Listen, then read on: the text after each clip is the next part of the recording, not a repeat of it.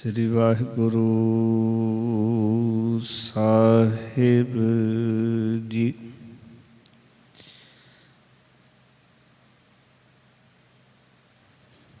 हर बेअंत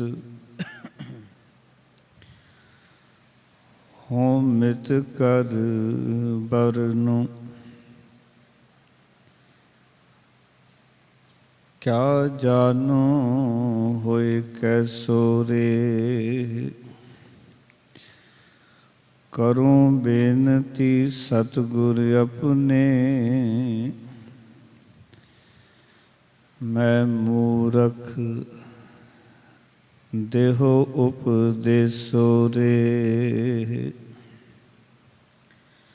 मैं मूरख की केतक बात है, कोट पराधी तरया रे। गुरु नानक जिन सुनिया पेखिया, सेहर गर्भास न परया रे। सतनाम धन वाहिगुरु जी। बिलावल शरीर सरोवर भीतरे, आछे कमल अनूप। परम जोत पुरखोत्तमो, जाकै रेख ना रूप। रे मन हर भज ब्रह्म तजो, जग जीवन राम रहाउ। आवत कछु न दिसई, नह दिसै जात। जहाँ उपजै बिनसै तही, जैसे पुरिवन पात।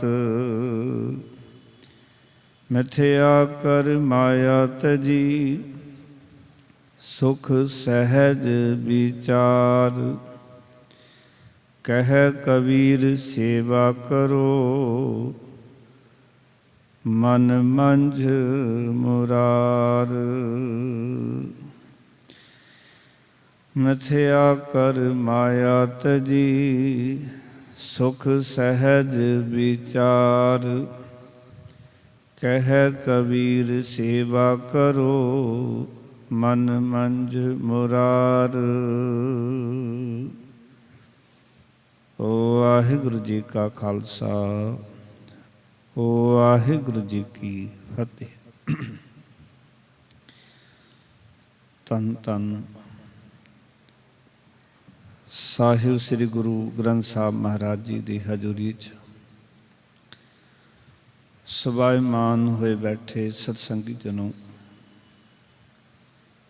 ਭਗਤ ਕਬੀਰ ਸਾਹਿਬ ਜੀ ਦੀ ਉਚਾਰਨ ਕੀਤੀ ਹੋਈ ਅੰਮ੍ਰਿਤਮਈ ਬਾਣੀ, ਜਿਸ ਦੇ ਅਧੀਨ ਅੱਜ ਆਪਾਂ ਬਿਲਾਵਲ ਰਾਗ ਦਾ 10ਵਾਂ ਸ਼ਬਦ, ਉਸ ਦਾ ਮੂਲ ਪਾਠ ਕੀਤਾ ਹੈ।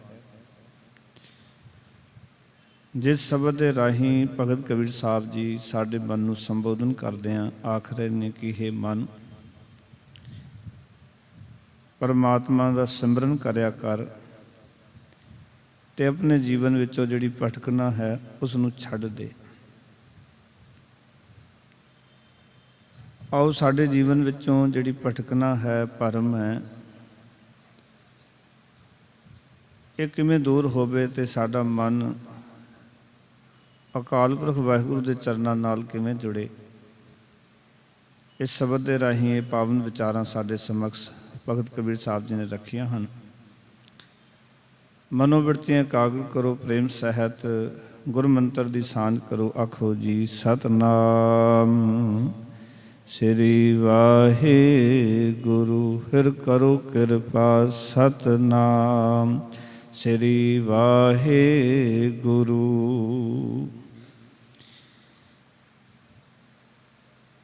ਮਨੁੱਖੀ ਜੀਵਨ ਦੇ ਵਿੱਚ ਸਭ ਤੋਂ ਵੱਧ ਮਨੁੱਖ ਜਿਹੜਾ ਹੈ ਉਹ ਆਪਣਾ ਸਮਾਂ ਭਟਕਣਾ ਦੇ ਵਿੱਚ ਲੰਘਾ ਦਿੰਦਾ ਹੈ, ਭਰਮਾਂ ਵਿੱਚ ਪਿਆ ਰਹਿੰਦਾ ਹੈ, ਸੰਸਾਰ ਦੇ ਵਿੱਚ ਆ ਕੇ ਭਟਕਦਾ ਰਹਿੰਦਾ ਹੈ, ਕਦਮ ਕਦਮ ਤੇ ਇਹ ਦੁਖੀ ਹੁੰਦਾ ਹੈ।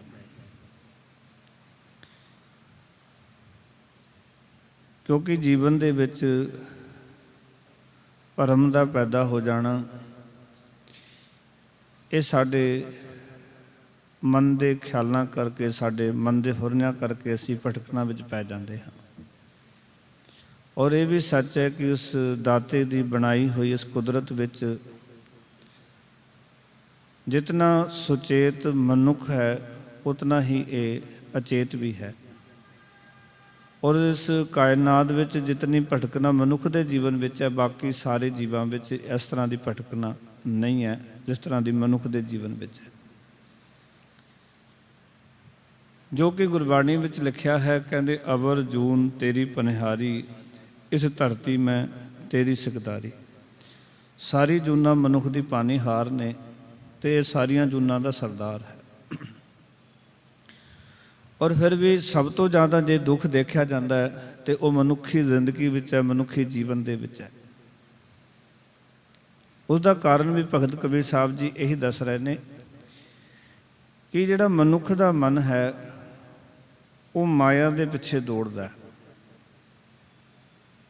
ਔਰ ਜਿਵੇਂ ਜਿਵੇਂ ਮਾਇਆ ਦੇ ਪਿੱਛੇ ਦੌੜਦਾ ਰਹਿੰਦਾ, ਇਸ ਦੇ ਜੀਵਨ ਵਿੱਚੋਂ ਭਟਕਣਾਵਾਂ ਜਿਹੜੀਆਂ ਨੇ ਉਹ ਵਧੀਆਂ ਚਲੀ ਜਾਂਦੀਆਂ। ਔਰ ਜਿਵੇਂ ਜਿਵੇਂ ਇਹ ਮਾਇਆ ਦੇ ਪਿੱਛੇ ਦੌੜਦਾ ਹੋਇਆ ਭਟਕਦਾ ਹੈ, ਸਹੀ ਰਸਤੇ ਤੋਂ ਕੁਰਾਹੇ ਪੈ ਜਾਂਦਾ ਹੈ। ਤੇ ਕੁਰਾਹੇ ਮਨੁੱਖ ਪਿਆ ਹੋਇਆ ਜਿਹੜਾ ਮਨੁੱਖ ਹੈ ਉਹ ਕਦੀ ਵੀ ਜੀਵਨ 'ਚ ਸੁਖੀ ਨਹੀਂ ਹੋ ਸਕਦਾ। ਜਿਸ ਨੇ ਸਹੀ ਰਸਤਾ ਛੱਡ ਦਿੱਤਾ, ਕੁਰਾਹੇ ਪੈ ਗਿਆ, ਉਜੜੇ ਪੈ ਗਿਆ, ਉਹ ਹਮੇਸ਼ਾ ਹੀ ਦੁਖੀ ਹੋਵੇਗਾ। ਕਿਉਂਕਿ ਮਨੁੱਖ ਨੂੰ ਸੁੱਖ ਉਦੋਂ ਹੀ ਮਿਲੇਗਾ ਜਦੋਂ ਉਹ ਸਹੀ ਰਸਤਾ ਚੁਣ ਕੇ ਅਤੇ ਸਹੀ ਰਸਤੇ 'ਤੇ ਤੁਰੇਗਾ। ਕਿਉਂਕਿ ਜਿਹੜਾ ਮਨੁੱਖ ਗਲਤ ਰਸਤੇ 'ਤੇ ਤੁਰ ਪੈਂਦਾ ਉਹ ਕਦਮ ਕਦਮ 'ਤੇ ਲੋਕਾਂ ਕੋਲੋਂ ਪੁੱਛਦਾ, ਉਹਦੇ ਅੰਦਰ ਫਿਰ ਵੀ ਡਰ ਬਣਿਆ ਰਹਿੰਦਾ, ਪਤਾ ਨਹੀਂ ਜਿਸ ਬੰਦੇ ਨੇ ਦੱਸਿਆ ਠੀਕ ਹੈ, ਪਤਾ ਨਹੀਂ ਗਲਤ ਹੈ, ਰਸਤਾ ਠੀਕ ਵੀ ਹੈ ਕਿ ਗਲਤ ਹੈ। ਇਸ ਤਰ੍ਹਾਂ ਅਸੀਂ ਦੇਖਦੇ ਹਾਂ ਕਿ ਮਾਇਆ ਦਾ ਪਿੱਛਾ ਕਰਨ ਵਾਲਾ ਜਿਹੜਾ ਮਨੁੱਖੀ ਮਨ ਹੈ ਇਹ ਅਤ ਦਾ ਦੁਖੀ ਹੁੰਦਾ ਹੈ। ਕਿਉਂਕਿ ਜਿਵੇਂ ਜਿਵੇਂ ਇਹ ਉਸ ਰਸਤੇ 'ਤੇ ਤੁਰਦਾ ਹੈ ਤਾਂ ਇਹ ਰੱਬ ਨਾਲੋਂ, ਪਰਮੇਸ਼ਰ ਨਾਲੋਂ ਦੂਰ ਹੋਈ ਜਾਂਦਾ ਹੈ। ਹੋਰ ਜੀਵਨ ਦੇ ਵਿੱਚ ਭਟਕਣਾਵਾਂ ਵੱਧਦੀਆਂ ਚਲੀ ਜਾਂਦੀਆਂ, ਭਰਮ ਵੱਧਦੇ ਚਲੇ ਜਾਂਦੇ ਨੇ, ਡਾਊਟ ਵੱਧਦੇ ਚਲੇ ਜਾਂਦੇ ਨੇ, ਸੰਸ਼ੇ ਜੀਵਨ 'ਚ ਖੜੇ ਹੋ ਜਾਂਦੇ ਨੇ। ਇਸ ਕਰਕੇ ਇਸ ਦਾ ਮਨ ਇਤਨਾ ਗੰਦਾ ਹੋ ਜਾਂਦਾ ਹੈ ਕਿ ਇਸ ਦੇ ਜੀਵਨ ਵਿੱਚੋਂ ਦੁੱਖਾਂ ਰੂਪੀ ਬਦਬੂ ਆਉਣੀ ਸ਼ੁਰੂ ਹੋ ਜਾਂਦੀ ਹੈ, ਜਿਹਨੂੰ ਮਾਰ ਕਹਿੰਦੇ ਸਹਿਸਾ ਜੀਉ ਮਲੀਨ ਹੈ। ਸੰਸ਼ੇ ਕਰਕੇ ਸਾਡਾ ਮਨ ਮਲੀਨ ਹੋ ਜਾਂਦਾ ਹੈ। ਇਹ ਗੱਲ ਜੀਵਨ 'ਚ ਯਾਦ ਰੱਖਿਓ, ਕੋਈ ਵੀ ਪਾਣੀ ਉਦੋਂ ਹੀ ਤੱਕ ਨਿਰਬਲ ਹੈ ਜਦੋਂ ਤੱਕ ਉਹ ਨਦੀ ਦੇ ਵੇਗ ਨਾਲ ਤੁਰਿਆ। ਪਰ ਜਦੋਂ ਛਾਲ ਮਾਰ ਕੇ ਉਹ ਨਦੀ ਦੇ ਕਿਨਾਰੇ 'ਤੇ ਕਿਸੇ ਟੋਏ ਵਿੱਚ ਪੈ ਜਾਂਦਾ ਹੈ ਤੇ ਥੋੜ੍ਹੇ ਦਿਨ ਬਾਅਦ ਉਹਦੇ ਵਿੱਚੋਂ ਬਦਬੂ ਆਉਣੀ ਸ਼ੁਰੂ ਹੋ ਜਾਂਦੀ। ਇਹ ਸੁਭਾਵਿਕ ਦੀ ਗੱਲ ਹੈ।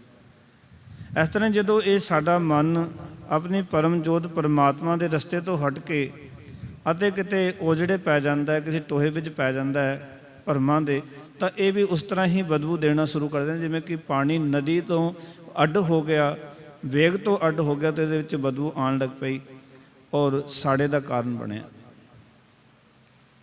ਇਸ ਕਰਕੇ ਅੱਜ ਦੇ ਸ਼ਬਦ ਵਿੱਚ ਭਗਤ ਜੀ ਨੇ ਸਾਡੇ ਸਾਹਮਣੇ ਇੱਕ ਵਿਚਾਰ ਰੱਖੇ ਹਨ। ਆਖਣ ਲੱਗੇ, ਏ ਮਨ ਹਰ ਭਜ ਬ੍ਰਹਮ ਤਜੋ ਜਗ ਜੀਵਨ ਰਾਮ ਰਹਾਉ। ਇਹ ਸ਼ਬਦ ਦਾ ਕੇਂਦਰੀ ਭਾਵ ਹੈ, ਹੇ ਮੇਰੇ ਮਨ, ਪਰਮਾਤਮਾ ਦੇ ਨਾਮ ਨੂੰ ਭਜ ਤੇ ਮਾਇਆ ਦੇ ਪਿੱਛੇ ਭਟਕਣਾ ਛੱਡ ਦੇ।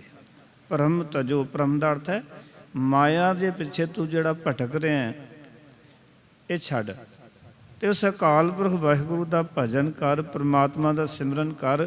ਜਗ ਜੀਵਨ ਰਾਮ, ਜਿਹੜਾ ਜਗਤ ਦਾ ਆਸਰਾ ਹੈ, ਜਗਤ ਨੂੰ ਜੀਵਨ ਦੇਣ ਵਾਲਾ ਅਕਾਲ ਪੁਰਖ ਵਾਹਿਗੁਰੂ ਹੈ, ਉਹਦਾ ਆਸਰਾ ਲੈ, ਉਹਦਾ ਸਹਾਰਾ ਲੈ। ਕਿਉਂਕਿ ਜਦ ਮਾਇਆ ਦਾ ਸਹਾਰਾ ਅਸੀਂ ਲੈਂਦੇ ਹਾਂ ਤਾਂ ਮਾਇਆ ਸਾਨੂੰ ਦੁੱਖ ਹੀ ਦਿੰਦੀ ਹੈ। ਇਸ ਕਰਕੇ ਗੁਰਬਾਣੀ ਕਹਿੰਦੀ ਹੈ, ਧਰ ਜੀਅਰ ਇੱਕ ਟੇਕ ਤੂੰ ਲਾਹਾ ਵਿਡਾਣੀ ਆਸ, ਹੋਰ ਦੀ ਜਿਹੜੀ ਆਸ ਹੈ ਤੇਰੇ ਜੀਵਨ 'ਚ ਉਹ ਛੱਡ ਦੇ, ਕਿਉਂਕਿ ਛਾੜ ਵਿਡਾਨੀ ਆਸ ਮੂੜੇ, ਇਹਾਂ ਵਸਣਾ ਰਾਤ ਮੂੜੇ, ਮਾਇਆ ਕੇ ਮਾਤੇ ਤੈਂ ਉੱਠ ਚੱਲਣਾ, ਰਾਚ ਰਹੋ ਜਗ ਸੰਗ ਸੁਪਨਾ। ਤੂੰ ਇਸ ਸੰਸਾਰ ਦੇ ਸੁਪਨੇ ਨਾਲ ਖਚਿਤ ਹੋਇਆ ਹੋਇਆ, ਪਰ ਮਾਇਆ ਵਿੱਚ ਮੱਤਾ ਹੋਇਆ ਇੱਕ ਦਿਨ ਸੰਸਾਰ ਤੋਂ ਚਲਾ ਜਾਏਗਾ। ਇਸ ਕਰਕੇ ਵਿਡਾਣੀ ਜਿਹੜੀ ਆਸ ਹੈ, ਸਤਿਗੁਰ ਬਾਰ-ਬਾਰ ਬਾਣੀ ਕਹਿੰਦੇ ਇਹਨੂੰ ਛੱਡ ਦੇ, ਕਿਉਂਕਿ ਜਦੋਂ ਉਹ ਆਸ ਛੱਡਾਂਗੇ ਤਾਂ ਜੀਵਨ ਦਾ ਸਹੀ ਕਾਰਜ ਸਾਡਾ ਹੋਣਾ ਹੈ। ਜਿੰਨਾ ਚਿਰ ਅਸੀਂ ਆਸ ਬਿਗਾਨੀ ਰੱਖੀ ਹੈ, ਉਹ ਮਾਇਆ ਦੀ ਆਸ ਰੱਖੀ ਹੈ, ਕਿਉਂਕਿ ਇਸ ਦਾ ਅਹਿਸਾਸ ਉਦੋਂ ਹੀ ਹੁੰਦਾ ਜਦੋਂ ਕਿ ਇਹ ਮਾਇਆ ਸਾਨੂੰ ਬਿਗਾਨੇ ਰੂਪ ਦੇ ਵਿੱਚ ਆ ਕੇ ਟਕਰਾਉਂਦੀ ਹੈ। ਜਦ ਤੱਕ ਆਪਣੀ ਆਪਣੀ ਨਜ਼ਰ ਆਉਂਦੀ ਹੈ ਉਦੋਂ ਬੜਾ ਰਸ ਦਿੰਦੀ ਹੈ, ਪਰ ਜਿਨ੍ਹਾਂ ਨੂੰ ਅਸੀਂ ਆਪਣੇ ਸਮਝ ਰਹੇ ਹੁੰਦੇ ਹਾਂ, ਜਿਨ੍ਹਾਂ ਕਰਕੇ ਅਸੀਂ ਆਪਣੇ ਗੁਰੂ ਦੀ ਗੱਲ, ਆਪਣੇ ਪ੍ਰਭੂ ਦੇ ਸਿਮਰਨ ਦੀ ਗੱਲ, ਜਾਂ ਆਪਣੀ ਪਰਮ ਜੋਤ ਜਿਹੜਾ ਉਹ ਅਕਾਲ ਪੁਰਖ ਵਾਹਿਗੁਰੂ, ਉਸ ਤੋਂ ਹਟ ਕੇ ਅਸੀਂ ਜ਼ਿੰਦਗੀ ਜਿਉਂਦੇ ਹਾਂ, ਜਾਂ ਉਹਨੂੰ ਵਿਸਾਰ ਕੇ ਜ਼ਿੰਦਗੀ ਜਿਉਂਦੇ ਹਾਂ, ਜਾਂ ਇਸ ਤਰ੍ਹਾਂ ਕਹਿ ਲਵਾਂ ਕਿ ਅੰਦਰੋਂ ਉੱਠਣ ਵਾਲੇ ਸੱਚੇ ਫੁਰਨਿਆਂ ਨੂੰ ਛੱਡ ਕੇ। ਜਦੋਂ ਕੋਈ ਕੰਮ ਕਰਦੇ ਨਾ, ਸਾਡੇ ਅੰਦਰ ਦੋ ਮਨ ਹੁੰਦੇ ਨੇ, ਇੱਕ ਮਨ ਕਹਿੰਦਾ ਕਰ ਲੈ, ਦੂਜਾ ਕਹਿੰਦਾ ਨਾ ਕਰ। ਜਿਹੜੀ ਸਾਡੀ ਆਤਮਾ ਦੀ ਆਵਾਜ਼ ਹੈ, ਬੰਦਾ ਉਸ ਨੂੰ ਬੜੀ ਛੇਤੀ ਇਗਨੋਰ ਮਾਰ ਕੇ ਆਪਣੇ ਮਨ ਦੇ ਪਿੱਛੇ ਤੁਰਦਾ ਹੋਇਆ ਕੰਮ ਕਰਦਾ, ਔਰ ਉਸ ਕਰਕੇ ਹਮੇਸ਼ਾ ਉਹ ਦੁਖੀ ਹੁੰਦਾ ਹੈ, ਕਿਉਂਕਿ ਮਨ ਦੇ ਅੰਦਰ ਲਾਲਚ ਹੈ, ਮਨ ਦੇ ਅੰਦਰ ਭਟਕਣਾ ਹੈ, ਮਨ ਦੇ ਅੰਦਰ ਭਰਮ ਨੇ।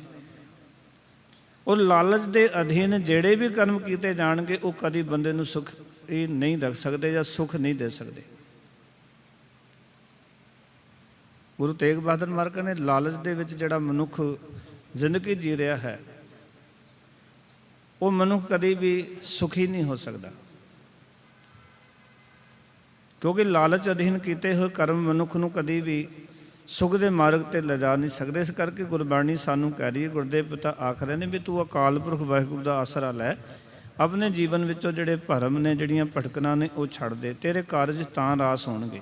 ਧਰ ਜੀਅ ਰਿਕ ਟੇਕ ਤੂੰ ਲਾਹ ਵਿਡਾਣੀ ਆਸ, ਨਾਨਕ ਨਾਮ ਤਿਹਾਈਐ ਕਾਰਜ ਆਵੈ ਰਾਸ। ਤੇਰੇ ਜਿਹੜੇ ਜ਼ਿੰਦਗੀ ਦੇ ਕਾਰਜ ਨੇ ਨਾ, ਉਹ ਰਾਸ ਆ ਜਾਣਗੇ। ਜ਼ਿੰਦਗੀ ਦਾ ਜਿਹੜਾ ਕਾਰਜ ਹੈ, ਸਹੀ ਪੁੱਛੋ ਤੇ ਸਾਡਾ ਕਾਰਜ ਹੈ ਕਿ ਇੱਥੇ ਸੰਸਾਰ ਦੇ ਵਿੱਚ, ਤਾਂ ਗੁਰਦੇਵ ਪਿਤਾ ਸਾਨੂੰ ਸਮਝਾਉਂਦੇ ਨੇ, ਪ੍ਰਾਣੀ ਤੂੰ ਆਇਆ ਲਾਹਾ ਲੈਣ, ਲੱਗਾ ਕਿਦ ਕੋ ਫਕੜੇ। ਇਹਦਾ ਅਰਥ ਹੈ ਸਾਡਾ ਇੱਥੇ ਕਾਰਜ ਹੈ ਪਰਮਾਤਮਾ ਦੇ ਨਾਮ ਦਾ ਲਾਹਾ ਪ੍ਰਾਪਤ ਕਰਨਾ। ਆਇਓ ਸੁਣਨ ਪੜ੍ਹਨ ਕੋ ਬਾਣੀ, ਅਸੀਂ ਪਰਮਾਤਮਾ ਦੀ ਬਾਣੀ ਸੁਣਨ ਵਾਸਤੇ, ਪੜ੍ਹਨ ਵਾਸਤੇ ਆਏ, ਆਓ ਕਿ ਰੱਬੀ ਸਿਵ ਸਰਾ ਨਾਲ ਜੁੜਨ ਵਾਸਤੇ ਇਹ ਮਨੁੱਖਾ ਜੀਵਨ ਲੈ ਕੇ ਸੰਸਾਰ 'ਚ ਆਏ ਹਾਂ। ਹੁਣ ਜੇ ਸਾਡਾ ਮਕਸਦ ਤੇ ਸਾਡਾ ਮਨੋਰਥ ਹੀ ਰੱਬ ਦੀ ਪ੍ਰਾਪਤੀ ਹੈ, ਸੱਚ ਦੀ ਪ੍ਰਾਪਤੀ ਹੈ, ਸੱਚਾ ਜੀਵਨ ਹੀ ਸਾਡਾ ਜੀਵਨ ਦਾ ਮਨੋਰਥ ਹੈ ਕਿ ਇਸ ਮਨੁੱਖੀ ਜੀਵਨ ਨੂੰ ਅਸੀਂ ਸਚਿਆਰ ਬਣਾਉਣਾ ਹੈ, ਤਾਂ ਸਾਨੂੰ ਜੀਵਨ ਵਿੱਚੋਂ ਇਸ ਮਾਇਆ ਦੇ ਪਿੱਛੇ ਜਿਹੜੀ ਪੈ ਕੇ ਅਸੀਂ ਭਟਕਣਾ ਵਿੱਚ ਪਏ ਹੋਏ ਹਾਂ, ਕਬੀਰ ਸਾਹਿਬ ਕਹਿੰਦੇ ਇਹਨੂੰ ਛੱਡ ਕੇ ਨਾ ਅਕਾਲ ਪੁਰਖ ਵਾਹਿਗੁਰੂ ਦਾ ਸਿਮਰਨ ਕਰ, ਅਤੇ ਉਸ ਅਕਾਲ ਪੁਰਖ ਵਾਹਿਗੁਰੂ ਦਾ ਆਸਰਾ ਲੈ, ਜਿਸ ਰੱਬ ਦਾ ਆਸਰਾ ਸਾਰੇ ਸੰਸਾਰ ਲੈ ਰਿਹਾ, ਜਾਂ ਸਾਰੇ ਸੰਸਾਰ ਨੂੰ ਜਿਸ ਪ੍ਰਭੂ ਦਾ ਆਸਰਾ ਹੈ, ਜਿਹੜਾ ਜਗਤ ਨੂੰ ਜੀਵਨ ਦੇਣ ਵਾਲਾ ਉਹ ਰਮਿਆ ਹੋਇਆ ਰਾਮ ਹੈ ਨਾ, ਉਸ ਅਕਾਲ ਪੁਰਖ ਵਾਹਿਗੁਰੂ ਨਾਲ ਜੁੜ। ਫਿਰ ਕੀ ਹੋਏਗਾ ਜੇ ਅਸੀਂ ਉਸ ਨਾਲ ਜੁੜ ਗਏ, ਜਿਹੜਾ ਸਾਰੇ ਜਗਤ ਦਾ ਆਸਰਾ ਹੈ, ਸਾਰੇ ਜਗਤ ਦਾ ਸਹਾਰਾ ਹੈ। ਤੇ ਭਗਤ ਕਬੀਰ ਸਾਹਿਬ ਕਹਿੰਦੇ ਫਿਰ ਤੇਰੇ ਜੀਵਨ 'ਚ ਇੱਕ ਤਬਦੀਲੀ ਆਵੇਗੀ। ਸਰੀਰ ਸਰੋਵਰ ਭੀਤਰੇ ਆਛੈ ਕਮਲ ਅਨੂਪ। ਸਰੀਰ ਦਾ ਅਰਥ ਹੈ ਇੱਕ ਇਹ ਮਨੁੱਖਾ ਸਰੀਰ, ਭਾਵ ਕਿ ਇਸ ਸਰੀਰ ਦੇ ਅੰਦਰ ਉਹ ਅਕਾਲ ਪੁਰਖ ਵਾਹਿਗੁਰੂ ਜਿਹੜਾ ਹੈ ਨਾ, ਉਹ ਸਾਨੂੰ ਨਜ਼ਰ ਆਉਣ ਲੱਗ ਪਏਗਾ। ਇਹਦਾ ਅਰਥ ਹੈ ਕਿ ਅਜੇ ਸਾਨੂੰ ਨਜ਼ਰ ਨਹੀਂ ਆ ਰਿਹਾ, ਉਹਦੇ ਨਾਲ ਸਾਡਾ ਸੰਬੰਧ ਨਹੀਂ ਬਣ ਰਿਹਾ। ਔਰ ਇਹੀ ਵੱਡਾ ਕਾਰਨ ਵੀ ਹੈ ਪਿਆਰ ਵਾਲਿਓ ਕਿ ਜਦੋਂ ਅਸੀਂ ਕਹਿੰਦੇ ਹਾਂ ਕਿ ਬਾਣੀ ਪੜ੍ਹਦੇ ਹਾਂ ਸਾਡਾ ਮਨ ਨਹੀਂ ਟਿਕ ਰਿਹਾ, ਕਿਉਂਕਿ ਮਨ ਸੰਵਾਦ ਨਹੀਂ ਕਰ ਰਿਹਾ ਉਸ ਦੇ ਨਾਲ, ਪ੍ਰਭੂ ਨਾਲ। ਮਨ ਦੀ ਹੋਂਦ ਜਿਹੜੀ ਹੈ ਉਸ ਤੋਂ ਸਾਡਾ ਵਾਂਝਾ ਹੈ ਇਹ ਸਰੀਰ। ਇੱਕ ਪਾਸੇ ਅਸੀਂ ਕਹਿੰਦੇ ਹਾਂ ਕਿ ਇਹ ਸਰੀਰ ਅਕਾਲ ਪੁਰਖ ਦਾ ਘਰ ਹੈ, ਹਰ ਮੰਦਰ ਇਹ ਸਰੀਰ ਹੈ ਜਿੱਥੋਂ ਹਰ ਜਾਤਾ। ਗੁਰਦੇਵ ਪਿਤਾ ਕਹਿੰਦੇ ਤੇਰਾ ਸਰੀਰ ਹਰ ਮੰਦਰ ਹੈ, ਹਰੀ ਦਾ ਮੰਦਰ, ਜਿੱਥੋਂ ਹਰੀ ਪਰਮਾਤਮਾ ਨੂੰ ਜਾਣਿਆ ਜਾ ਸਕਦਾ ਹੈ।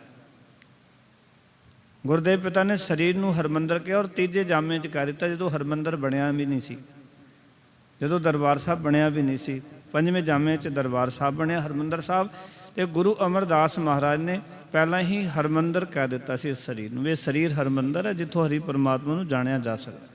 ਔਰ ਹੋ ਸਕਦਾ ਵੀ ਇਹੀ ਕਨਸੈਪਟ ਨੂੰ ਮੁੱਖ ਰੱਖ ਕੇ ਗੁਰੂ ਅਰਜਨ ਦੇਵ ਜੀ ਮਹਾਰਾਜ ਨੇ ਇੱਕ ਧਰਤੀ ਤੇ ਹਰਮੰਦਰ ਸਾਹਿਬ ਬਣਾਇਆ, ਤਾਂ ਕਿ ਮਨੁੱਖ ਜਿਵੇਂ ਹਰਮੰਦਰ ਦੀ ਮਰਿਆਦਾ ਉਸ ਤਰ੍ਹਾਂ ਤੇਰੇ ਸਰੀਰ ਦੀ ਮਰਿਆਦਾ ਬਣ ਸਕੇ। ਜਿੱਥੋਂ ਤੱਕ ਮੇਰੇ ਮਨ ਵਿੱਚ ਫੁਰਨਾ ਫੁਰਦਾ ਹੈ, ਕਿਉਂਕਿ ਜਿਹੜੀ ਬਾਹਰ ਦੀ ਮਰਿਆਦਾ ਹੈ ਨਾ ਗੁਰੂ ਸਾਹਿਬ ਨੇ ਕਾਇਮ ਕੀਤੀ ਹੈ, ਇਹ ਸਭ ਕੁਝ ਅੰਦਰ ਚੱਲ ਰਿਹਾ ਵਰਤਾਰਾ ਹੈ।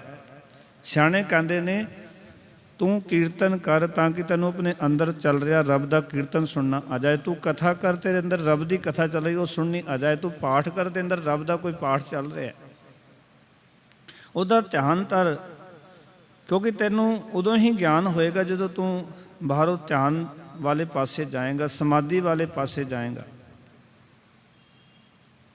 ਅੰਦਰ ਵੀ ਸਾਰਾ ਕੁਝ ਵਰਤਾਰਾ ਵਰਤ ਰਿਹਾ, ਬਸ ਇਤਨੀ ਗੱਲ ਹੈ ਕਿ ਉਹ ਸੁਣਨਾ ਨਹੀਂ ਆ ਰਿਹਾ। ਅੰਦਰ ਵੀ ਰੱਬ ਦੀ ਕੀਰਤੀ ਸਾਡੇ ਚੱਲ ਰਹੀ ਹੈ, ਪਰ ਉਹਨੂੰ ਅਸੀਂ ਸੁਣ ਨਹੀਂ ਪਾ ਰਹੇ, ਉਹਨੂੰ ਸਮਝ ਨਹੀਂ ਪਾ ਰਹੇ। ਇਸ ਕਰਕੇ ਅਸੀਂ ਬੇਚੈਨ ਹਾਂ ਸੰਸਾਰ ਦੇ ਵਿੱਚ। ਇਸ ਕਰਕੇ ਇਸ ਸ਼ਬਦ ਦੇ ਵਿੱਚ ਭਗਤ ਜੀ ਕਹਿਣ ਲੱਗੇ, ਸਰੀਰ ਸਰੋਵਰ ਭੀਤਰੇ ਆਛੈ ਕਮਲ ਅਨੂਪ, ਪਰਮ ਜੋਤ ਪੁਰਖੋਤਮੋ ਜਾਕੈ ਰੇਖ ਨਾ ਰੂਪ। ਆਖਣ ਲੱਗੇ ਇਹ ਜਿਹੜਾ ਸਰੀਰ ਹੈ ਨਾ, ਉਸ ਉੱਤਮ ਪੁਰਖ ਪ੍ਰਭੂ ਦੀ ਪਰਮ ਜੋਤ ਦਾ ਰੂਪ ਰੇਖਾ ਜਿਹਦਾ ਚਿੱਤਰ ਕੋਈ ਨਹੀਂ ਹੈ। ਇਹ ਜਿਹੜਾ ਸਰੀਰ ਹੈ ਨਾ ਸਾਡਾ, ਉਸ ਪਰਮਾਤਮਾ ਦੇ ਰਹਿਣ ਦਾ ਟਿਕਾਣਾ, ਜਿਸ ਰੱਬ ਦੀ ਕੋਈ ਜੋ ਜੋਤ ਨਹੀਂ ਹੈ, ਕੋਈ ਰੂਪ ਰੇਖ ਨਹੀਂ ਹੈ, ਕੋਈ ਚਿੱਤਰ ਨਹੀਂ ਹੈ, ਜਿਹੜਾ ਕਿ ਪਰਮ ਪੁਰਖ ਪੁਰਖੋਤਮ ਦਾ ਅਰਥ ਹੈ ਸਭ ਤੋਂ ਸ੍ਰੇਸ਼ਟ ਉੱਤਮ ਪੁਰਖ ਪ੍ਰਭੂ। ਪਰਮ ਜੋਤ ਦਾ ਜਿਸ ਦਾ ਰੂਪ ਰੇਖ ਨਹੀਂ ਹੈ, ਉਹ ਪ੍ਰਭੂ ਸਰੀਰ ਰੂਪ ਸੋਹਣੇ ਸਰੀਰ ਦੇ ਅੰਦਰ ਹੀ ਹੈ, ਜਿਹਦਾ ਕੋਈ ਰੂਪ ਨਹੀਂ, ਰੇਖਾ ਨਹੀਂ, ਚਿੱਤਰ ਨਹੀਂ, ਜਿਹੜਾ ਸਭ ਤੋਂ ਮਹਾਨ ਹੈ, ਪਰ ਉਹ ਰਹਿੰਦਾ ਇਸ ਸਰੀਰ ਦੇ ਵਿੱਚ ਹੀ ਹੈ। ਜਿਹਨੂੰ ਮਹਾਰਾਜ ਕਹਿੰਦੇ ਘਟ ਘਟ ਮੈਂ ਹਰਜੂ ਵਸੈ, ਸੰਤਨ ਕਹਿਓ ਪੁਕਾਰ। ਹਰ ਇੱਕ ਘਟ ਦੇ ਵਿੱਚ ਹਰੀ ਪਰਮਾਤਮਾ ਵਸ ਰਿਹਾ, ਔਰ ਸੰਤ ਜਨ ਪੁਕਾਰ ਪੁਕਾਰ ਕੇ ਕਹਿ ਰਹੇ ਨੇ ਵੀ ਇਹ ਸਰੀਰ ਜਿਹੜਾ ਨਾ ਉਸ ਅਕਾਲ ਪੁਰਖ ਵਾਹਿਗੁਰੂ ਦੇ ਰਹਿਣ ਦਾ ਘਰ ਹੈ, ਜਿਸ ਪਰਮਾਤਮਾ ਦਾ ਕੋਈ ਰੂਪ ਰੇਖ ਨਹੀਂ ਹੈ, ਕੋਈ ਚਿੱਤਰ ਨਹੀਂ ਹੈ, ਕੋਈ ਚਿਹਨ ਨਹੀਂ ਹੈ, ਜਿਹੜਾ ਸਭ ਤੋਂ ਉੱਤਮ ਹੈ। ਤੇ ਜਿਸ ਦਿਨ ਸਾਨੂੰ ਇੱਕ ਸਮਝ ਪੈ ਗਈ ਵੀ ਇਹ ਤਾਂ ਰੱਬ ਦੇ ਰਹਿਣ ਦਾ ਘਰ ਹੈ। ਮੈਂ ਅੱਗੇ ਵੀ ਸ਼ਾਇਦ ਇੱਕ ਦਿਨ ਬੇਨਤੀ ਕੀਤੀ ਸੀ, ਸੰਸਾਰ ਦੇ ਵਿੱਚ ਜੋ ਵੀ ਕੁਝ ਦਿੱਤਾ ਹੈ ਪਰਮਾਤਮਾ ਨੇ ਸਾਨੂੰ ਮਾਨਣ ਵਾਸਤੇ, ਸਾਨੂੰ ਭੋਗਣ ਵਾਸਤੇ ਦਿੱਤਾ ਹੈ। ਜੋ ਵੀ ਕੁਝ ਅਸੀਂ ਦੇਖ ਰਹੇ ਹਾਂ, ਪਰ ਅਕਾਲ ਪੁਰਖ ਵਾਹਿਗੁਰੂ ਨੇ ਕਿਹਾ ਸੀ ਵੀ ਇਹ ਸਰੀਰ ਜਿਹੜਾ ਹੈ ਉਹ ਮੈਂ ਆਪਣੇ ਰਹਿਣ ਵਾਸਤੇ ਬਣਾਉਣਾ, ਬਾਕੀ ਸਭ ਤੇਰੇ ਵਾਸਤੇ ਬਣਾ ਰਿਹਾ, ਪਰ ਮੈਂ ਇਹ ਸਰੀਰ ਆਪਣੇ ਰਹਿਣ ਵਾਸਤੇ ਨਿਵਾਸ ਸਥਾਨ ਬਣਾ ਰਿਹਾ। ਕਦੇ ਵਿਚਾਰ ਕਰਿਓ ਕਿ ਉਹ ਰੱਬ ਸਾਡੇ ਹਿਰਦੇ ਵਿੱਚ ਪ੍ਰਗਟ ਹੋਵੇ ਤਾਂ ਕਿਵੇਂ ਪ੍ਰਗਟ ਹੋ ਸਕਦਾ ਹੈ? ਕਿਉਂਕਿ ਇਹਦੇ ਵਿੱਚ ਤਾਂ ਕਾਮ ਪ੍ਰਗਟ ਹੋ ਰਿਹਾ, ਰਾਮ ਕਿਵੇਂ ਪ੍ਰਗਟ ਹੋਵੇ? ਇਹਦੇ ਅੰਦਰ ਤਾਂ ਕ੍ਰੋਧ ਭਰਿਆ ਹੋਇਆ, ਇਹਦੇ ਅੰਦਰ ਲੋਭ ਭਰਿਆ ਹੋਇਆ, ਹੰਕਾਰ ਸਰਵੋਪਰੀ ਹੈ ਇਹਦੇ ਵਿੱਚ, ਤੇ ਨਿਰੰਕਾਰ ਕਿਵੇਂ ਪ੍ਰਗਟ ਹੋਵੇ? ਸਰੀਰ ਰਹਿਣ ਵਾਸਤੇ ਤੇ ਰੱਬ ਨੇ ਆਪਣਾ ਘਰ ਬਣਾਇਆ ਸੀ, ਪਰ ਇਸ ਹਿਰਦੇ ਰੂਪੀ ਘਰ ਨੂੰ ਅਸੀਂ ਆਪਣੇ ਮਨ ਦੇ ਪਿੱਛੇ ਤੁਰ ਕੇ ਇਸ ਨੂੰ ਵਿਕਾਰਾਂ ਦਾ ਘਰ ਬਣਾ ਦਿੱਤਾ, ਵਿਕਾਰਾਂ ਦਾ ਅੱਡਾ ਬਣਾ ਦਿੱਤਾ। ਜਿਹੜੇ ਵਿਕਾਰ ਆਪਣਾ ਟਿਕਾਣਾ ਬਣਾ ਕੇ ਬੈਠੇ ਹੋਏ ਨੇ। ਤੇ ਭਗਤ ਜੀ ਇੱਥੇ ਇਹ ਗੱਲ ਸਮਝਾਉਣਾ ਚਾਹੁੰਦੇ ਨੇ, ਇਸ ਸ਼ਬਦ ਦੇ ਵਿੱਚ ਸਾਨੂੰ ਚੰਗੀ ਤਰ੍ਹਾਂ ਇਹ ਗੱਲ ਸਮਝਾ ਰਹੇ ਨੇ। ਕਹਿੰਦੇ ਉਸ ਪ੍ਰਭੂ ਨੇ ਸਰੀਰ ਨੂੰ ਆਪਣੇ ਰਹਿਣ ਵਾਸਤੇ ਬਣਾਇਆ ਸੀ, ਕਿਉਂਕਿ ਉਹ ਸੋਹਣਾ ਪ੍ਰਭੂ ਜਿਹੜਾ ਇਸ ਸਰੀਰ ਦੇ ਅੰਦਰ ਹੀ ਹੈ। ਸਰੀਰ ਸਰੋਵਰ, ਸਰੋਵਰ ਦਾ ਅਰਥ ਹੈ ਇਹ ਤਲਾਬ, ਇਹ ਸਰੋਵਰ, ਸਰ ਭੀਤਰੇ ਦਾ ਅਰਥ ਹੈ ਇਸ ਸਰੀਰ ਰੂਪੀ ਸਰੋਵਰ ਦੇ ਅੰਦਰ ਰਹਿਣ ਵਾਸਤੇ ਪਰਮਾਤਮਾ ਨੇ ਸਰੋਵਰ ਤਿਆਰ ਕੀਤਾ ਸੀ, ਇਹ ਸਰੀਰ ਤਿਆਰ ਕੀਤਾ ਸੀ। ਆਛੈ ਕਮਲ ਅਰੂਪ, ਤਾਂ ਕਿ ਇਸੇ ਦੀ ਬਰਕਤ ਨਾਲ ਹਿਰਦਾ ਰੂਪੀ ਜਿਹੜਾ ਕੋਲ ਫੁੱਲ ਹੈ ਨਾ, ਉਹ ਸੋਹਣਾ ਖਿੜਿਆ ਰਹਿੰਦਾ ਹੈ। ਜਦੋਂ ਸਾਡੇ ਅੰਦਰ ਉਹ ਅਕਾਲ ਪੁਰਖ ਵਾਹਿਗੁਰੂ ਇਹਦੇ ਅੰਦਰ ਬਿਰਾਜਮਾਨ ਸਾਨੂੰ ਪ੍ਰਤੀਤ ਹੋ ਗਿਆ ਕਿ ਉਹ ਅੰਦਰ ਹੀ ਰਹਿ ਰਿਹਾ ਹੈ, ਤੇ ਸਾਡਾ ਹਿਰਦਾ ਰੂਪੀ ਜਿਹੜਾ ਕੋਲ ਫੁੱਲ ਹੈ ਉਹ ਖਿੜਿਆ ਰਹੇਗਾ, ਕਿਉਂਕਿ ਉਸ ਦੀ ਹੋਂਦ ਤੋਂ ਬਿਨਾਂ ਇਹ ਹਿਰਦਾ ਕਦੇ ਖਿੜਿਆ ਨਹੀਂ ਰਹਿ ਸਕਦਾ। ਜਿਵੇਂ ਪਾਣੀ ਤੋਂ ਬਿਨਾਂ ਕਮਲ ਨਹੀਂ ਖਿੜ ਸਕਦਾ, ਇਸ ਤਰ੍ਹਾਂ ਉਸ ਅਕਾਲ ਪੁਰਖ ਵਾਹਿਗੁਰੂ ਦੀ ਹੋਂਦ ਤੋਂ ਬਿਨਾਂ ਇਹ ਹਿਰਦੇ ਵਿੱਚ ਖਿੜਾਓ ਪੈਦਾ ਨਹੀਂ ਹੋ ਸਕਦਾ, ਹਿਰਦੇ ਦੇ ਅੰਦਰ ਖੇੜਾ ਪੈਦਾ ਨਹੀਂ ਹੋ ਸਕਦਾ, ਸੁੱਖ ਦੀ ਪ੍ਰਾਪਤੀ ਨਹੀਂ ਹੋ ਸਕਦੀ। ਜਿਹੜਾ ਸੁੱਖ ਅਸੀਂ ਲੋਚਦੇ ਹਾਂ, ਇਹਨੂੰ ਮਹਾਰਾਜ ਕਹਿੰਦੇ ਜਿਸ ਸੁੱਖ ਕੋ ਪ੍ਰਭ ਬਾਛੈ ਮੀਤ ਸੋ ਸੁਖ ਸਾਧੂ ਸੰਗ ਪ੍ਰੀਤ। ਜਿਸ ਸੁਖ ਵਾਸਤੇ ਤੂੰ ਰੋਜ਼ ਤਰਲੇ ਲੈਣਾ ਉਹ ਤਾਂ ਗੁਰੂ ਨਾਲ ਜੁੜ ਕੇ ਵੇਖ, ਤਾਂ ਤੈਨੂੰ ਸੁਖ ਦੀ ਪ੍ਰਾਪਤੀ ਹੋਣੀ ਹੈ। ਕਹਿਣ ਦਾ ਮਕਸਦ ਹੈ ਭਗਤ ਕਬੀਰ ਸਾਹਿਬ ਜੀ ਦਾ, ਕਹਿੰਦੇ ਹਿਰਦੇ ਰੂਪੀ ਜਿਹੜਾ ਕੋਲ ਫੁੱਲ ਹੈ ਨਾ, ਜਿਸ ਦਿਨ ਤੈਨੂੰ ਇਸ ਸਰੀਰ ਸਰੋਵਰ ਦੇ ਵਿੱਚ ਉਹ ਅਕਾਲ ਪੁਰਖ ਵਾਹਿਗੁਰੂ ਪਾਣੀ ਦੀ ਤਰ੍ਹਾਂ ਵਸਦਾ ਹੋਇਆ ਨਜ਼ਰ ਆਇਆ, ਵੀ ਇਸ ਸਰੋਵਰ ਦੇ ਅੰਦਰ ਉਹ ਅਕਾਲ ਪੁਰਖ ਵਾਹਿਗੁਰੂ ਵਸਿਆ ਹੋਇਆ, ਉਸ ਦਿਨ ਤੇਰਾ ਹਿਰਦੇ ਰੂਪੀ ਕੋਲ ਫੁੱਲ ਇਸ ਦੇ ਵਿੱਚੋਂ ਖਿੜ ਜਾਏਗਾ। ਜੇ ਸਰੋਵਰ ਵਿੱਚ ਪਾਣੀ ਨਹੀਂ ਨਾ ਤੇ ਕੋਲ ਫੁੱਲ ਸੁੱਕ ਜਾਂਦਾ ਹੈ। ਜੇ ਰੱਬ ਦਾ ਪ੍ਰਗਟਾਵਾ ਅੰਦਰ ਤੈਨੂੰ ਅਨੁਭਵ ਨਹੀਂ ਹੋਇਆ ਤੇ ਸੱਜਣ ਨੇ ਤੇਰਾ ਹਿਰਦਾ ਵੀ ਮੁਰਝਾਇਆ ਹੀ ਰਹੇਗਾ, ਦੁਖੀ ਰਹੇਗਾ, ਕਦੀ ਸੁਖੀ ਨਹੀਂ ਹੋ ਸਕਦਾ। ਇਹ ਕਹਿਣਾ ਚਾਹ ਰਹੇ ਨੇ ਭਗਤ ਕਬੀਰ ਸਾਹਿਬ। ਅਸੀਂ ਸੋਚਦੇ ਹਾਂ ਵੀ ਸਾਨੂੰ ਹਰ ਵੇਲੇ ਦੀ ਖੁਸ਼ੀ ਪ੍ਰਾਪਤ ਹੋਵੇ, ਅਸੀਂ ਹਰ ਵੇਲੇ ਪ੍ਰਸੰਨ ਰਹੀਏ, ਆਨੰਦਿਤ ਰਹੀਏ। ਹਰ ਇੱਕ ਮਨੁੱਖ ਜਿਤਨੇ ਵੀ ਯਤਨ ਕਰ ਰਿਹਾ, ਵੈਸੇ ਤਾਂ ਸੰਸਾਰ ਵਿੱਚ ਜਿਸ ਵੀ ਮਨੁੱਖ ਨੂੰ ਤੁਸੀਂ ਵੇਖੋ ਨਾ, ਕੋਈ ਵੀ ਅਸੀਂ ਕਿਰਤ ਕਰਦੇ ਨਾ, ਉਸ ਕਿਰਤ ਦੇ ਪਿੱਛੇ ਵੀ ਸਾਡਾ ਮਕਸਦ ਹੈ ਆਪਣੇ ਪਰਿਵਾਰ ਦੀ ਖੁਸ਼ਹਾਲੀ, ਸੁੱਖ, ਖੇੜਾ, ਪ੍ਰਸੰਨਤਾ, ਸਾਰਾ ਪਰਿਵਾਰ ਖੜਿਆ ਰਵੇ। ਅਸੀਂ ਸੋਚਦੇ ਇਹੀ ਹਾਂ। ਭਾਵੇਂ ਕੋਈ ਚਾਹ ਦੀ ਦੁਕਾਨ ਕਰ ਰਿਹਾ, ਭਾਵੇਂ ਕੋਈ ਰੇਹੜੀ ਲਾ ਰਿਹਾ, ਭਾਵੇਂ ਕੋਈ 10 ਫੈਕਟਰੀਆਂ ਦਾ ਮਾਲਕ ਹੈ, ਭਾਵੇਂ ਕੋਈ 100 ਏਕੜ ਜ਼ਮੀਨ ਦਾ ਮਾਲਕ ਹੈ, ਪਰ ਹਰ ਇੱਕ ਦੀ ਇੱਛਾ ਇਹ ਹੈ ਕਿ ਮੇਰਾ ਘਰ ਜਿਹੜਾ ਉਹ ਖਿੜਿਆ ਰਵੇ। ਹਰ ਇੱਕ ਮਨੁੱਖ ਦੀ ਲੋਚਾ ਇਹ ਹੈ ਕਿ ਜਦੋਂ ਉਹ ਕਾਰੋਬਾਰ ਤੋਂ ਘਰ ਆਉਂਦਾ ਤੇ ਉਹ ਆਪਣੇ ਪਰਿਵਾਰ ਵਿੱਚ ਕੁਝ ਸਮਾਂ ਖੇੜਾ ਵੇਖਣਾ ਚਾਹੁੰਦਾ ਹੈ, ਖੁਸ਼ੀ ਵੇਖਣਾ ਚਾਹੁੰਦਾ ਹੈ, ਸਾਰਿਆਂ ਨੂੰ ਪ੍ਰਸੰਨ ਵੇਖਣਾ ਚਾਹੁੰਦਾ ਹੈ। ਪਰ ਹੈਰਾਨੀ ਦੀ ਗੱਲ ਕਿ ਸਭ ਕੁਝ ਕਰਨ ਤੋਂ ਬਾਅਦ ਇੱਕ ਛੋਟੇ ਬੰਦੇ ਤੋਂ ਲੈ ਕੇ ਜੋ ਛੋਟੀ ਮੋਟੀ ਕਿਰਤ ਕਰਕੇ ਆਪਣੇ ਪਰਿਵਾਰ ਦੀ ਪਾਲਣਾ ਕਰ ਰਿਹਾ, ਤੇ ਇੱਕ ਵੱਡੇ ਬੰਦੇ ਤੱਕ, ਮਾਫ ਕਰਨਾ, ਜੇ ਨਾਮ ਨਾਲ ਨਹੀਂ ਨਾ ਜੁੜੇ ਹੋਏ ਤਾਂ ਕਿਸੇ ਦੇ ਘਰ ਵਿੱਚ ਪ੍ਰਸੰਨਤਾ ਨਹੀਂ, ਕਿਸੇ ਦੇ ਘਰ 'ਚ ਖੇੜਾ ਨਹੀਂ, ਉਹੀ ਦੁੱਖ ਘਰ ਵਿੱਚ ਆ ਕੇ ਉਹੀ ਰੋਣੇ ਧੋਣੇ। ਜਿਸ ਤੋਂ ਮਨੁੱਖ ਬਚਣ ਵਾਸਤੇ ਇਹ ਸਾਰੀ ਕਿਰਤਾਂ ਕਰਦਾ ਵੀ ਮੇਰਾ ਘਰ ਦੇ ਸਾਰੇ ਜੀਵ ਪ੍ਰਸੰਨ ਹੋਣ, ਸਾਰੇ ਜੀਵ ਖੁਸ਼ ਹੋਣ, ਮੇਰੇ ਘਰ 'ਚ ਕੋਈ ਕਲੇਸ਼ ਨਾ ਹੋਵੇ, ਮੇਰੇ ਘਰ 'ਚ ਕੋਈ ਝਗੜਾ ਨਾ ਹੋਵੇ। ਪਰ ਹਰ ਇੱਕ ਬੰਦੇ ਦੇ ਘਰ ਕਲੇਸ਼ ਮਚਿਆ ਹੋਇਆ। ਉਸ ਦਾ ਕਾਰਨ ਵੀ ਇਹੀ ਹੈ ਕਿ ਉਹ ਅਕਾਲ ਪੁਰਖ ਵਾਹਿਗੁਰੂ ਜਿਹੜਾ ਨਾ, ਉਹ ਸਰੀਰ ਅੰਦਰ ਅਨੁਭਵ ਨਹੀਂ ਹੋ ਪਾ ਰਿਹਾ, ਜਿਹੜਾ ਸਾਡੇ ਸਰੀਰ ਦੇ ਅੰਦਰ ਬੈਠਾ ਹੋਇਆ ਹੈ ਤਾਂ ਇੱਥੇ ਅੰਦਰ ਹੀ। ਔਰ ਉਸ ਦਾ ਕਾਰਨ ਵੀ ਇੱਕ ਗੁਰਬਾਣੀ 'ਚ ਲਿਖਿਆ ਮਹਾਰਾਜ ਨੇ, ਧਨ ਪਿਰ ਕਾ ਇੱਕ ਹੀ ਸੰਗ ਵਾਸਾ ਵਿੱਚ ਹਉਮੈ ਪੀਤ ਕਰਾਰੀ। ਬਸ ਇਤਨੀ ਜੀ ਗੱਲ ਹੈ। ਮਹਾਰਾਜ ਕਹਿੰਦੇ ਪਤੀ ਪਰਮਾਤਮਾ ਦਾ, ਜੀਵ ਆਤਮਾ ਦਾ, ਤੇਰੀ ਹਿਰਦੇ ਰੂਪੀ ਸੇਜਾ ਤੇ ਦੋਵਾਂ ਦਾ ਨਿਵਾਸ ਹੈ। ਦੋਨੋਂ ਕਿਤੇ ਅੱਡ ਅੱਡ ਨਹੀਂ ਹਨ, ਇੱਕੋ ਹੀ ਸੇਜਾ ਤੇ ਰਹਿੰਦੇ ਨੇ, ਪਰ ਦੋਨਾਂ ਦਾ ਮਿਲਾਪ ਨਹੀਂ ਹੋ ਪਾ ਰਿਹਾ। ਇਸ ਕਰਕੇ ਖੇੜਾ ਨਹੀਂ ਹੈ, ਇਸ ਕਰਕੇ ਪ੍ਰਸੰਨਤਾ ਨਹੀਂ ਹੈ। ਕਬੀਰ ਸਾਹਿਬ ਨੇ ਤਾਂ ਹੀ ਕਿਹਾ ਕਿ ਮੋਹ ਕੋ ਕੁਸਲ ਬਤਾਵੋ ਕੋਈ, ਕੁਸਲ ਕੁਸਲ ਕਰਤੇ ਜਗ ਵਿੰਸੈ ਕੁਸਲ ਵੀ ਕੈਸੇ ਹੋਈ। ਸਾਰਾ ਜਗਤ ਵਿੰਸ ਰਿਹਾ, ਵੀ ਕੁਸਲਤਾ ਆ ਜਾਏ, ਘਰ ਵਿੱਚ ਸਭ ਠੀਕ ਠਾਕ ਹੋ ਜਾਏ, ਸਾਰੇ ਜੀਵ ਪ੍ਰਸੰਨ ਹੋ ਜਾਣ, ਪਰ ਕਿਵੇਂ ਹੋਣ? ਕੋਈ ਦੱਸ ਦਿਓ ਮੈਨੂੰ, ਕੁਸਲਤਾ ਕਿਵੇਂ ਆਉਣੀ ਹੈ? ਇੱਕ ਸਵਾਲ ਖੜਾ ਕਰਦੇ ਨੇ ਕਬੀਰ ਸਾਹਿਬ, ਮੋਹ ਕੋ ਕੁਸਲ ਬਤਾਵੋ ਕੋਈ, ਵੀ ਕੋਈ ਦੱਸੋ ਵੀ ਕੁਸਲਤਾ ਕਿਵੇਂ ਆਉਣੀ ਹੈ? ਕੁਸਲ ਕੁਸਲ ਕਰਤੇ ਜਗ ਵਿੰਸੈ ਕੁਸਲ ਵੀ ਕੈਸੇ ਹੋਈ, ਕੁਸਲਤਾ ਕਿਵੇਂ ਹੋ ਸਕਦੀ ਹੈ? ਸਤਿਗੁਰ ਕਹਿੰਦੇ ਉਸ ਦਾ ਕਾਰਨ ਹੈ ਵਿੱਚ ਹਉਮੈ ਭੀਤ ਕਰਾਰੀ। ਕਹਿੰਦੇ ਇਸ ਹਿਰਦੇ ਰੂਪੀ ਸੇਜਾ ਦੇ ਉੱਤੇ, ਇਸ ਸਰੋਵਰ ਦੇ ਵਿੱਚ ਹੀ ਪਰਮਾਤਮਾ ਰਹਿੰਦਾ, ਜੀਵ ਆਤਮਾ ਵੀ ਉੱਥੇ ਹੀ ਰਹਿੰਦੀ ਹੈ, ਪਰ ਹਉਮੈ ਦੀ ਕੰਧ ਲੱਗੀ ਹੋਈ ਹੈ, ਇਸ ਕਰਕੇ ਦੋਨਾਂ ਦਾ ਮਿਲਾਪ ਨਹੀਂ ਹੋ ਰਿਹਾ। ਤੇ ਜਦੋਂ ਸਾਨੂੰ ਅਹਿਸਾਸ ਹੋਵੇ ਨਾ ਵੀ ਹਉਮੈ ਦੀ ਕੰਧ ਲੱਗੀ ਹੋਈ ਹੈ, ਤਾਂ ਸਾਨੂੰ ਗੁਰੂ ਸਾਹਿਬ ਨੂੰ ਪੁੱਛਣਾ ਚਾਹੀਦਾ ਵੀ ਮਹਾਰਾਜ ਇਹ ਹਉਮੈ ਦੀ ਕੰਧ ਟੁੱਟ ਸਕਦੀ ਹੈ? ਵੀ ਸਾਨੂੰ ਗੱਲ ਸਮਝ ਆ ਗਈ ਕਿ ਸਾਡੇ ਦੁੱਖ ਦਾ ਕਾਰਨ ਹੈ ਹਉਮੈ ਦੀ ਕੰਧ। ਜੇ ਪਤੀ ਪਤਨੀ ਦਾ ਮਿਲਾਪ ਨਹੀਂ ਹੋ ਰਿਹਾ, ਸਮਝ ਲਓ ਹਉਮੈ ਦੀ ਕੰਧ ਲੱਗੀ। ਉਹ ਕੰਧ ਕਿਵੇਂ ਟੁੱਟੇ? ਸਾਡੀ ਹਉਮੈ ਕਿਵੇਂ ਮੁਕੇ? ਬੜਾ ਸਪਸ਼ਟ ਹੋ ਗਿਆ ਵੀ ਸਾਡੇ ਦੁੱਖਾਂ ਦਾ ਕਾਰਨ ਸਾਡੀ ਹਉਮੈ। ਸਾਡੇ ਘਰ ਵਿੱਚ ਜੇ ਪ੍ਰਸੰਨਤਾ ਨਹੀਂ, ਉਸਦਾ ਕਾਰਨ ਵੀ ਸਾਡੀ ਹਉਮੈ, ਸਾਡੀ ਈਗੋ ਹੈ। ਹਰ ਇੱਕ ਬੰਦਾ ਆਪਣੀ ਈਗੋ ਵਿੱਚ, ਆਪਣੀ ਹਉਮੈ ਵਿੱਚ ਜੀ ਰਿਹਾ ਹੈ। अपनी मैं विच जी रहा। महाराज कहने तरीका है एक, सतगुरु दसो की तरीका। कहने लगे गुर पूरै होमै भीत तोरी। गुरपूरे ने महाराज कहने लगे होमे की जिहड़ी भीत सी कंध सी उसनूं तोड़ दिता। जन नानक मिले बनवारी। उस अकाल पुरख वाहिगुरू का मिलाप हो गया।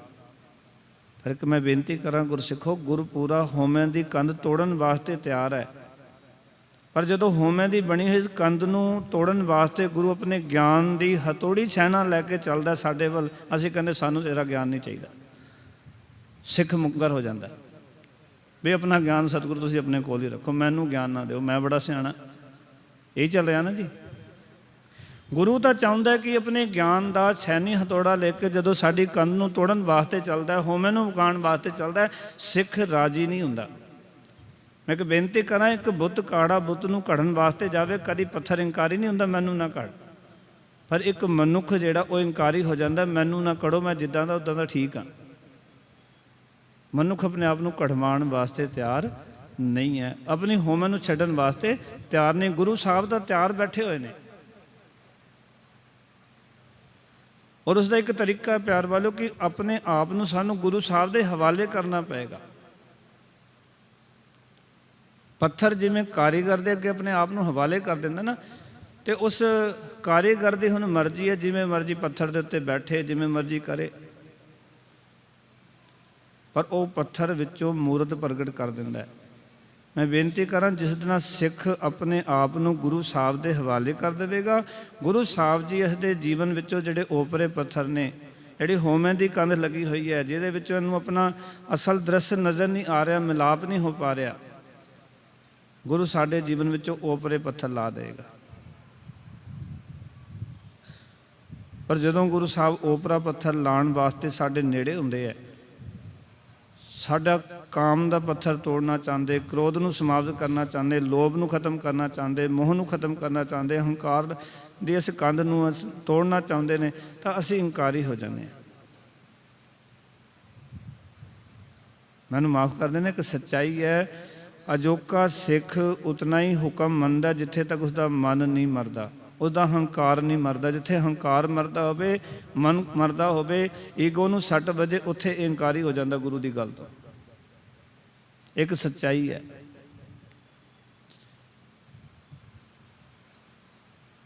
ते गुरु की करे? कबीर साहब ने बड़ा स्पष्ट कहा, कबीर साचा सतगुरु क्या करे, जो सिखा में चूक की कर लेगा गुरु। जे सिख दे अंदर ही कमी है, अंधे एक ना लागे जो बांस बजाइए फूक।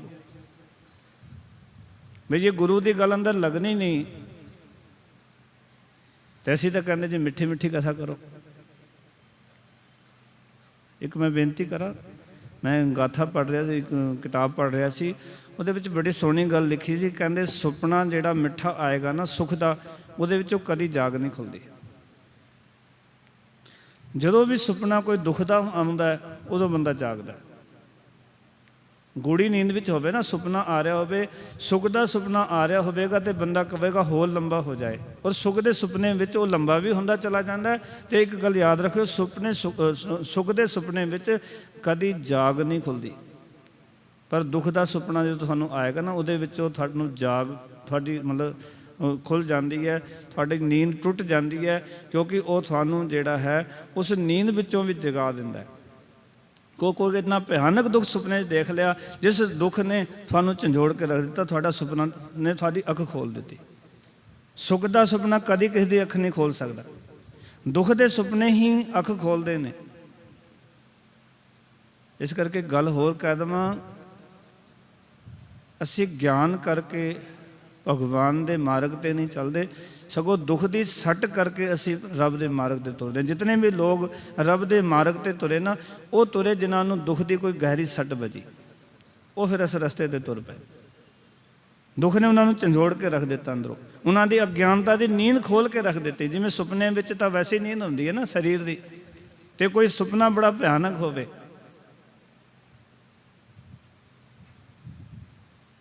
तो उस भयानक सुपने में की होंदा, बंदे की जाग खुल जाती।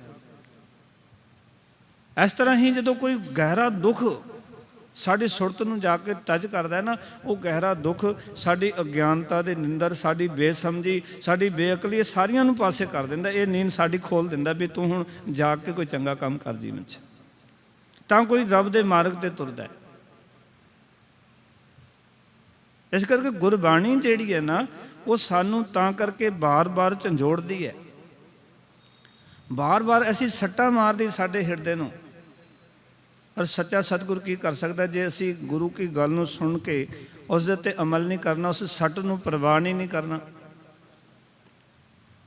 ਉਸ ਨੂੰ ਕਬੂਲ ਕਰਨਾ ਹੈ ਵੀ ਗੁਰੂ ਸਾਹਿਬ ਤੁਸੀਂ ਬਿਲਕੁਲ ਦਰੁਸਤ ਕਿਹਾ, ਠੀਕ ਕਿਹਾ, ਮੇਰੇ ਵਿੱਚ ਇੱਕ ਕਮੀ ਹੈ। ਜਿਹੜੀ ਕਮੀ ਹੈ ਸਿੱਖ ਨੂੰ ਮੰਨ ਲੈਣੀ ਚਾਹੀਦੀ ਹੈ ਜੇ ਆਪਾਂ ਗੁਰੂ ਦੇ ਮਾਰਗ 'ਤੇ ਤੁਰਨਾ ਚਾਹੁੰਦੇ ਹਾਂ। ਉਚਾਰਨ ਕਰੋ ਸਤਿਨਾਮ। ਜੇ ਨਹੀਂ ਪ੍ਰਵਾਨ ਕਰਾਂਗੇ ਤੇ ਗੁਰੂ ਦੇ ਮਾਰਗ 'ਤੇ ਤੁਰ ਨਹੀਂ ਸਕਾਂਗੇ। ਇਸ ਕਰਕੇ ਭਗਤ ਜੀ ਕਹਿਣ ਲੱਗੇ ਇਸ ਦੇ ਸ਼ਬਦ ਵਿੱਚ, ਆਖਣ ਲੱਗੇ ਤੇਰੇ ਜੀਵਨ ਦੇ ਵਿੱਚੋਂ ਕਹਿੰਦੇ ਇਸ ਸਰੀਰ ਰੂਪੀ ਸਰੋਵਰ ਦੇ ਅੰਦਰ ਉਹ ਸੋਹਣਾ ਰਾਮ ਰਹਿੰਦਾ, ਪਰਮਾਤਮਾ ਰਹਿੰਦਾ, ਉਹਦੀ ਬਰਕਤ ਨਾਲ ਤੇਰਾ ਹਿਰਦਾ ਰੂਪੀ ਘੋਲ ਜਿਹੜਾ ਨਾ ਉਹ ਹਰ ਵੇਲੇ ਖਿੜਿਆ ਰਹਿੰਦਾ। ਜਦੋਂ ਤੈਨੂੰ ਉਹ ਅੰਦਰ ਪ੍ਰਤੀਤ ਹੋ ਜਾਂਦਾ ਵੀ ਮੇਰੇ ਅੰਦਰ ਵਸ ਰਿਹਾ, ਫਿਰ ਤੇਰੇ ਹਿਰਦੇ ਵਿੱਚ ਖੇੜੇ ਦਾ ਜਨਮ ਹੁੰਦਾ, ਆਨੰਦ ਦਾ ਜਨਮ ਹੁੰਦਾ ਜਦੋਂ ਉਸ ਦੇ ਨਾਲ ਸਾਂਝ ਬਣ ਜਾਂਦੀ। ਇਸ ਕਰਕੇ ਮੈਂ ਵੀ ਇੱਕ ਹੋਰ ਬੇਨਤੀ ਇਹ ਕਰ ਰਿਹਾ ਸੀ ਵੀ ਗੁਰੂ ਪੂਰਾ ਕੀ ਕਰਦਾ ਹੈ ਵੀ ਹਉਮੈ ਦੀ ਕੰਧ ਤੋੜਨਾ ਚਾਹੁੰਦਾ, ਪਰ ਸਿੱਖ ਆਪਣੇ ਆਪ ਨੂੰ ਗੁਰੂ ਦੇ ਹਵਾਲੇ ਕਰਦੇ। ਬਹੁਤ ਸਾਰੇ ਬਚਨ ਨੇ ਜਿਵੇਂ ਆਪਾਂ ਪੜ੍ਹਦੇ ਹਾਂ, ਪਹਿਲਾ ਮਰਨ ਕਬੂਲ, ਜੀਵਨ ਕੀ ਛੜ ਆਸ, ਹੂੰ ਸਭਨਾ ਕੀ ਰੇਣੁਕਾ ਤੋ ਆਓ हमारे पास, जो तो प्रेम खलन का चाओ, सिरधर तली गली मेरी आओ, इत मार्ग पैर धरीजै, सिर दीजै कान ना कीजै। ਹੁਣ ਜਦੋਂ ਆਪਾਂ ਗੁਰੂ ਦੇ ਦਰ 'ਤੇ ਆਵਾਂਗੇ, ਗੁਰੂ ਆਪਣੇ ਗਿਆਨ ਦੇ ਛੈਣੀ ਹਥੌੜੇ ਨਾਲ ਸਾਡੇ ਅੰਦਰ ਦਾ ਓਪਰੇ ਪੱਥਰ ਲਾਏਗਾ ਨਾ, ਫਿਰ ਅੰਦਰ ਰੱਬ ਦੀ ਜੋਤ ਪ੍ਰਗਟ ਕਰ ਦੇਗਾ। ਜਿੰਨਾ ਰੱਬ ਦੀ ਜੋਤ ਪ੍ਰਗਟ ਹੋ ਗਈ ਨਾ, ਉਹਨਾਂ ਪਤਾ ਕੀ ਕਹਾਂਗੇ, ਉਹਨਾਂ ਆਖਾਂਗੇ ਨਸ ਬੰਜੋ ਕਿਲ ਵਿਖੋ ਕਰਤਾ ਘਰ ਆਇਆ, ਦੂਤੈ ਦਹਿਨ ਬਿਹਾ ਗੋਬਿੰਦ ਪ੍ਰਗਟਾਇਆ। ਹੇ ਵਿਕਾਰੋ ਹੁਣ ਇਸ ਸਰੀਰ ਵਿੱਚੋਂ ਚਲੇ ਜਾਓ ਕਿ ਸਰੀਰ ਦਾ ਬਣਾਉਣ ਵਾਲਾ ਜਿਹੜਾ ਕਰਤਾ ਹੈ ਨਾ, ਉਹ ਸਰੀਰ ਵਿੱਚ ਆ ਕੇ ਬੈਠ ਗਿਆ। ਹੁਣ ਜਿਹੜੇ ਦੂਤ ਅੰਦਰ ਬੈਠੇ ਜਿਨ੍ਹਾਂ ਨੇ ਸਰੀਰ 'ਤੇ ਕਬਜ਼ਾ ਕੀਤਾ ਸੀ ਵਿਕਾਰਾਂ ਨੇ ਨਾ, ਉਹਨਾਂ ਨੂੰ ਸਾੜਾ ਪੈ ਗਿਆ। ਜਿਵੇਂ ਕਿਰਾਏਦਾਰ ਹੋਵੇ ਨਾ ਤੇ ਮਕਾਨ 'ਤੇ ਕਬਜ਼ਾ ਕਰ ਲਵੇ, ਤੇ ਜਦੋਂ ਮਾਲਕ ਕਹੇ ਵੀ ਹੁਣ ਤੂੰ ਮਕਾਨ ਖਾਲੀ ਕਰ ਦੇ, ਮੈਂ ਆਉਣਾ, ਤੇ ਉਸ ਨੂੰ ਬੜਾ ਸਾੜਾ ਪੈ ਜਾਂਦਾ ਵੀ ਇਹ ਕਿੱਥੋਂ ਆ ਗਿਆ। ਇਸ ਤਰ੍ਹਾਂ ਇਹਨਾਂ ਵਿਕਾਰਾਂ ਨੇ ਕਬਜ਼ਾ ਕੀਤਾ ਹੈ ਸਾਡੇ ਉੱਤੇ। ਦੂਤ ਹੈ ਦਹਿਨ ਪਿਆ ਗੋਬਿੰਦ ਜਦੋਂ ਪ੍ਰਗਟ ਹੋ ਗਿਆ ਜੀਵਨ ਦੇ ਅੰਦਰ, ਅਕਾਲ ਪੁਰਖ ਵਾਹਿਗੁਰੂ ਜਦੋਂ ਪ੍ਰਗਟ ਹੋ ਗਿਆ, ਫਿਰ ਖੇੜੇ ਦਾ ਜਨਮ ਹੋਣਾ, ਫਿਰ ਖੁਸ਼ੀ ਤੇ ਖੇੜਾ ਜੀਵਨ 'ਚੋਂ ਪ੍ਰਾਪਤ ਹੋਣਾ। ਇਸ ਕਰਕੇ ਅੱਗੇ ਕਹਿਣ ਲੱਗੇ ਕਬੀਰ ਸਾਹਿਬ ਜੀ, ਕਹਿੰਦੇ ਨੇ ਆਵਤ ਕਛੂ ਨਾ ਦੀਸਈ, ਨਹਿ ਦੀਸੈ ਜਾਤ। ਇੱਥੇ ਜਾਤ ਦਾ ਅਰਥ ਜਾਤੀ ਨਹੀਂ ਹੈ, ਕਿਉਂਕਿ ਜਿੱਥੇ ਜਾਤੀ ਲਈ ਆਏਗਾ ਉੱਥੇ ਤੱਤੇ ਨੂੰ ਸਿਆਰੀ ਲੱਗੀ ਹੋਏਗੀ ਸਾਰੀਆਂ ਥਾਵਾਂ 'ਤੇ, ਕਿਉਂਕਿ ਜਾਤੀ ਦੀ ਸਿਆਰੀ ਜਿਹੜੀ ਮੂਲਕ ਹੈ ਪੜ੍ਹਾਂਗੇ ਉੱਥੇ ਵੀ ਜਾਤ, ਕਹਾਂ ਕਰੋ ਜਾਤੀ ਕਹਾਂ ਕਰੋ ਪਾਤੀ, ਜਾਂ ਜਾਤ ਕਾ ਗਰਵ ਨਾ ਕਰਿਓ ਕੋਈ, ਉੱਥੇ ਜਾਤ ਦੇ ਤੱਤੇ ਨੂੰ ਸਿਆਰੀ ਹੈ। ਜਿੱਥੇ ਜਾਤੀ ਵਾਸਤੇ ਆਏਗਾ ਉੱਥੇ ਤੱਤੇ ਨੂੰ ਸਿਆਰੀ ਮਿਲੇਗੀ ਹਰ ਥਾਂ ਦੇ ਗੁਰੂ ਗ੍ਰੰਥ ਸਾਹਿਬ। ਇੱਥੇ ਜਾਤ ਦਾ ਅਰਥ ਹੈ ਕਿ ਉਹ ਅਕਾਲ ਪੁਰਖ ਵਾਹਿਗੁਰੂ ਜਿਹੜੀ ਰੱਬੀ ਜੋਤ ਹੈ, ਨਾ ਕਦੇ ਜੰਮਦੀ ਹੈ ਨਾ ਕਦੀ ਜਾਤ ਦਾ ਅਰਥ ਮਰਦੀ ਹੈ ਜਾਂਦੀ ਹੈ, ਉਹ ਸਦੀਵ ਕਾਲੀ ਹੈ। ਆਵਤ ਕਛੂ ਨਾ ਦਿਸਈ, ਨਾ ਤਾਂ ਆਉਂਦੀ ਹੋਈ ਨਜ਼ਰ ਆਉਂਦੀ ਹੈ ਜਿਹੜੀ ਰੱਬੀ ਜੋਤ ਸਾਡੇ ਅੰਦਰ ਵਸ ਰਹੀ ਹੈ। ਜਦੋਂ ਸਾਡਾ ਜਨਮ ਹੁੰਦਾ ਹੈ ਉਹ ਕਦੋਂ ਪ੍ਰਵੇਸ਼ ਕਰਦੀ ਸਾਨੂੰ ਥੋੜ੍ਹੀ ਪਤਾ, ਤੇ ਜਿਹਨਾਂ ਮੌਤ ਹੁੰਦੀ ਜਦੋਂ ਜਾਂਦੀ ਹੈ ਉਹ ਜਾਂਦੀ ਵੀ ਸਾਨੂੰ ਨਜ਼ਰ ਨਹੀਂ ਆਉਂਦੀ, ਕਿਉਂਕਿ ਉਹ ਤਾਂ ਨਾ ਉਹ ਮਰਦੀ ਹੈ ਨਾ ਉਹ ਜੰਮਦੀ ਹੈ, ਉਹ ਆਪਣਾ ਪ੍ਰਕਾਸ਼ ਰੂਪ ਦੇ ਵਿੱਚ ਅੰਦਰ ਜਾਂਦੀ ਹੈ, ਪ੍ਰਕਾਸ਼ ਰੂਪ ਦੇ ਵਿੱਚ ਬਾਹਰ ਆ ਜਾਂਦੀ ਹੈ, ਜਾਂ ਇੱਕ ਸੱਤਾ ਰੂਪ ਦੇ ਵਿੱਚ ਅੰਦਰ ਟਿਕਦੀ ਹੈ। ਆਪਣੀ ਸੱਤਾ ਨੂੰ ਉਹ ਰੱਬ ਹਟਾ ਲੈਂਦਾ ਉਸ ਤਾਕਤ ਨੂੰ।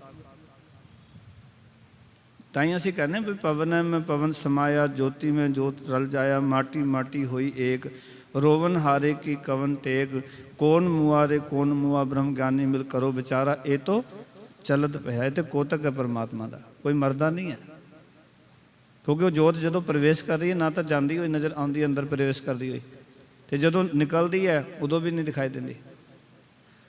ਇਸ ਕਰਕੇ ਉਹ ਜੋਤ ਐਸੀ ਹੈ ਜੋ ਸਦੀਵ ਕਾਲੀ, ਨਾ ਮਰਦੀ ਹੈ ਔਰ ਨਾ ਹੀ ਉਹ ਕਦੇ ਆਂਦੀ ਹੋਈ ਨਜ਼ਰ ਆਉਂਦੀ ਹੈ।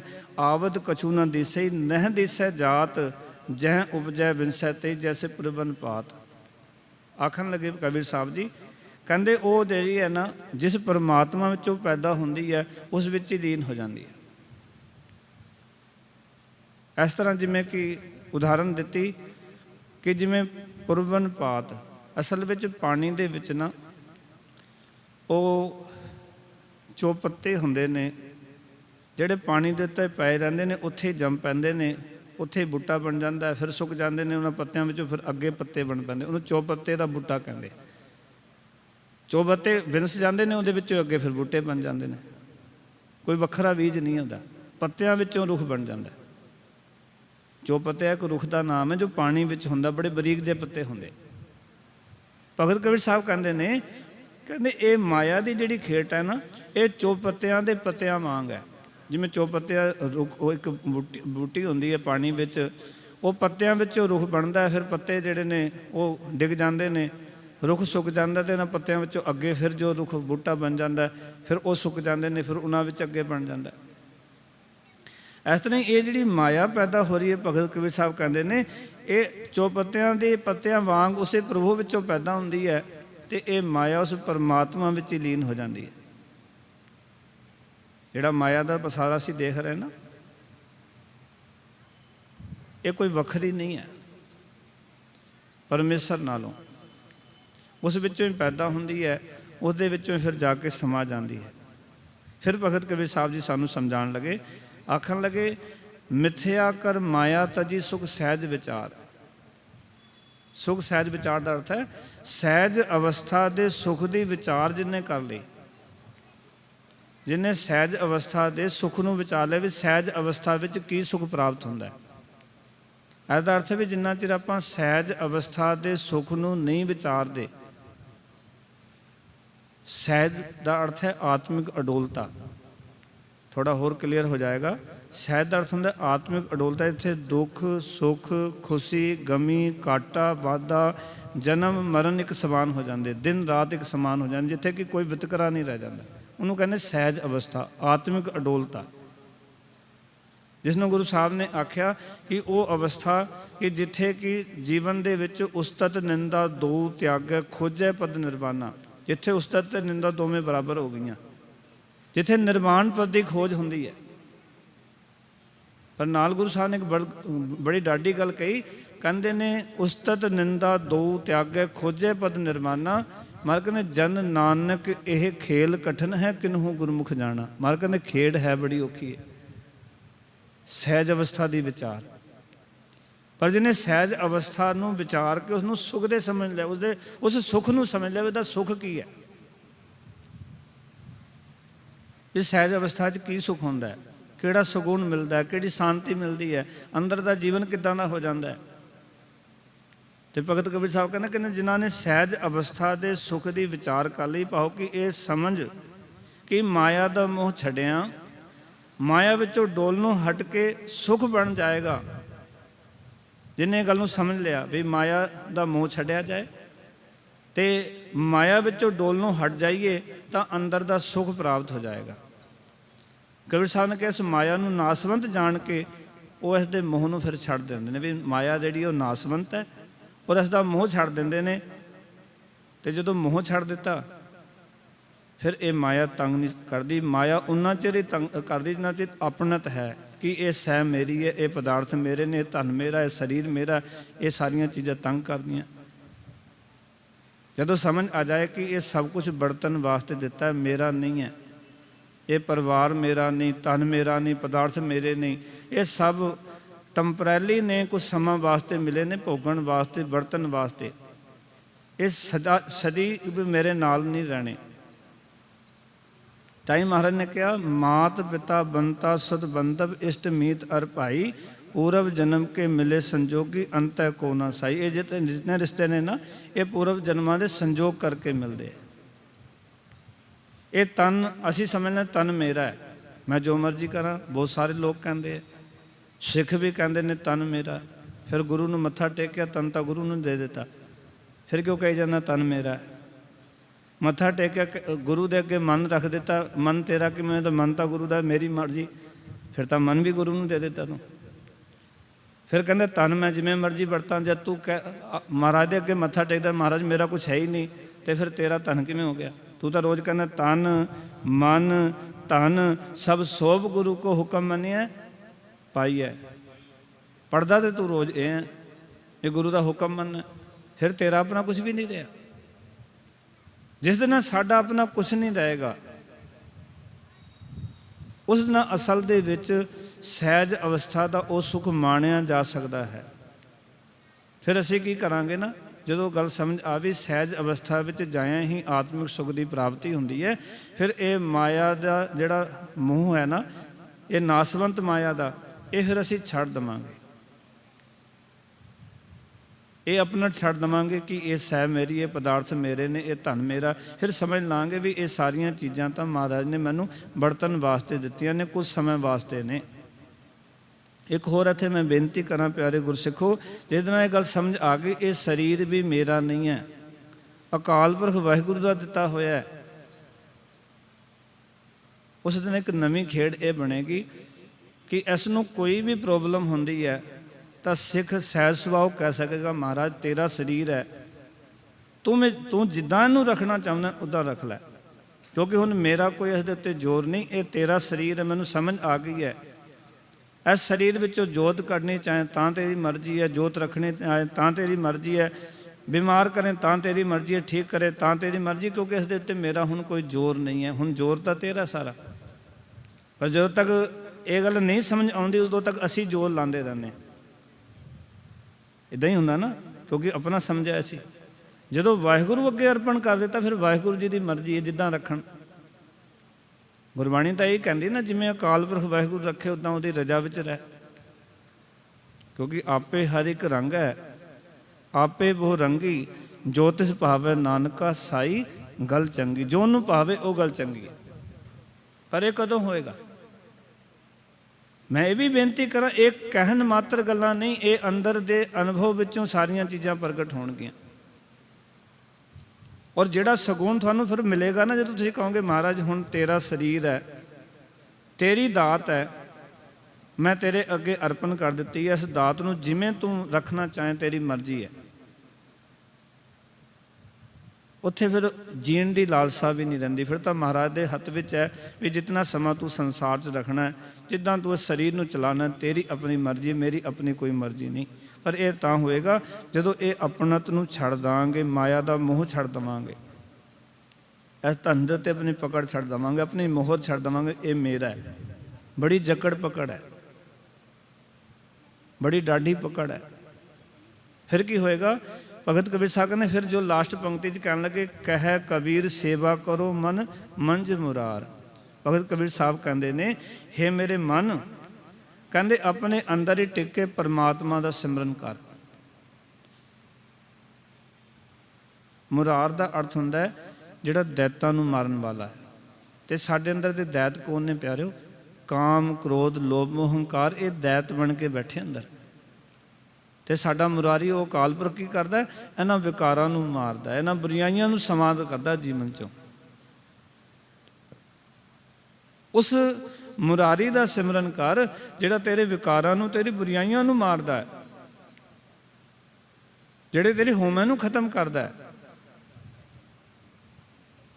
ਮਨ ਨੂੰ ਸੰਬੋਧਨ ਕਰੀਏ, ਹੇ ਕਬੀਰ, ਹੇ ਮੇਰੇ ਮਨ, ਆਪਣੇ ਅੰਦਰ ਹੀ ਟਿਕ ਕੇ ਪਰਮਾਤਮਾ ਦਾ ਸਿਮਰਨ ਕਰ। ਸੇਵਾ ਦਾ ਅਰਥ ਹੈ, ਸੇਵਾ ਕਰੋ ਦਾ ਅਰਥ ਹੈ, ਤੇ ਸਿਮਰਨ ਨਾਲ ਹੈ।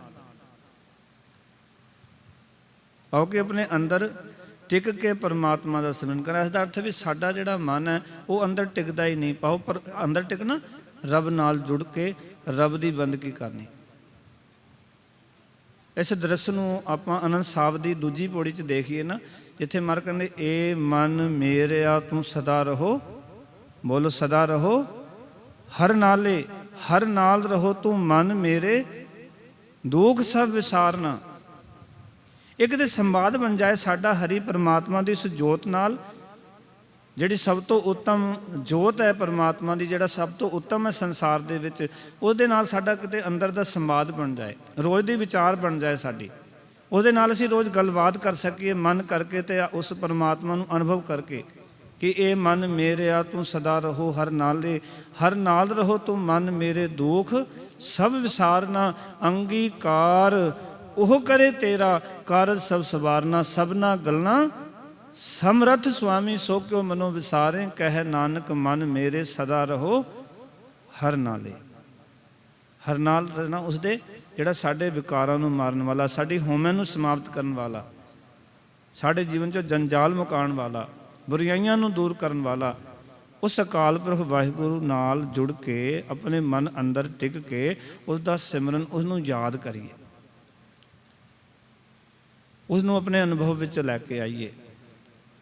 ਉਸ ਓਂਕਾਰ ਨੂੰ ਆਪਾਂ ਦੇਖਣ ਦਾ ਅੰਦਰ ਦਾ ਨਾ ਮਾਦਾ ਤਿਆਰ ਕਰੀਏ ਵੀ ਉਹ ਰੱਬ ਇੱਕ ਹੈ, ਸਾਰਿਆਂ 'ਚ ਇੱਕ ਰਸ ਵਿਆਪਕ ਹੈ, ਉਹ ਤੇਰੇ ਵਿੱਚ ਵੀ ਵਿਆਪਕ ਹੈ। ਇੱਕ ਓਂਕਾਰ ਨੂੰ ਆਪਾਂ ਹਿਰਦੇ ਦੇ ਉਸ ਪੱਧਰ 'ਤੇ ਲੈ ਕੇ ਜਾਈਏ, ਜਦੋਂ ਉਸ ਦੇ ਨਾਲ ਬਾਣੀ ਪੜ੍ਹਦੇ ਹਾਂ ਸਾਡੀ ਗੱਲਬਾਤ ਹੁੰਦੀ ਰਹੇ, ਫਿਰ ਜੋ ਸਵਾਦ ਜ਼ਿੰਦਗੀ 'ਚ ਆਉਣਾ ਨਾ ਉਹ ਫਿਰ ਬਿਆਨ ਨਹੀਂ ਕੀਤਾ ਜਾ ਸਕਦਾ।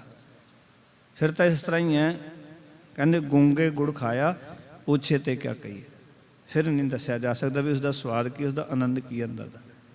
ਗੁਰੂ ਕਿਰਪਾ ਕਰੇ ਕਿ ਅਸੀਂ ਆਪਣੇ ਜੀਵਨ ਦੇ ਵਿੱਚੋਂ ਆਪਣੇ ਮਨ ਨੂੰ ਮਾਇਆ ਦਾ ਪਿੱਛਾ ਛਡਾ ਕੇ ਨਾ ਮਨ ਨੂੰ ਕਹੀਏ ਵੀ ਇਹ ਮਾਇਆ ਦਾ ਪਿੱਛਾ ਛੱਡ ਦੇ, ਅਕਾਲ ਪੁਰਖ ਵਾਹਿਗੁਰੂ ਦਾ ਭਜਨ ਕਰ ਜੋ ਸਾਰੇ ਜਗਤ ਦਾ ਆਸਰਾ। ਜਿਵੇਂ ਜਿਵੇਂ ਇਹ ਮਾਇਆ ਦਾ ਪਿੱਛਾ ਛੱਡ ਕੇ ਰੱਬ ਨੂੰ ਭਜੇਗਾ, ਭਜਦਿਆਂ ਭਜਦਿਆਂ ਉਹ ਸੁੱਖ ਮਿਲੇਗਾ, ਜਿਹੜਾ ਸੁੱਖ ਸਾਡੇ ਜੀਵਨ ਨੂੰ ਇੱਥੇ ਵੀ ਸੁਖੀ ਕਰ ਦੇਗਾ, ਅੱਗੇ ਵੀ ਸੁਖੀ ਕਰ ਦੇਗਾ, ਜਿਸ ਨੂੰ ਆਪਾਂ ਮੰਗ ਕਰਦੇ ਹਾਂ ਕਿ ਸੱਚੇ ਪਾਤਸ਼ਾਹ ਕਿਰਪਾ ਕਰੀ ਇਹ ਲੋਕ ਸੁਖੀਏ ਪਰ ਲੋਕ ਸਵੇਲੇ ਨਾਨਕ ਹਰਿ ਭਉ ਆਪੇ ਮਿਲੇ। ਆਪਣੇ ਨਾਲ ਆਪੇ ਮਿਲਾ ਲੈ, ਐਸੀ ਕਿਰਪਾ ਕਰ ਤਾਂ ਕਿ ਇਹ ਲੋਕ ਵੀ ਸੁਖੀਏ ਤੇ ਪਰ ਲੋਕ ਵੀ ਸੁਹਲੇ ਹੋ ਸਕਣ। ਇਤਨੀਆਂ ਬੇਨਤੀਆਂ ਪ੍ਰਵਾਨ।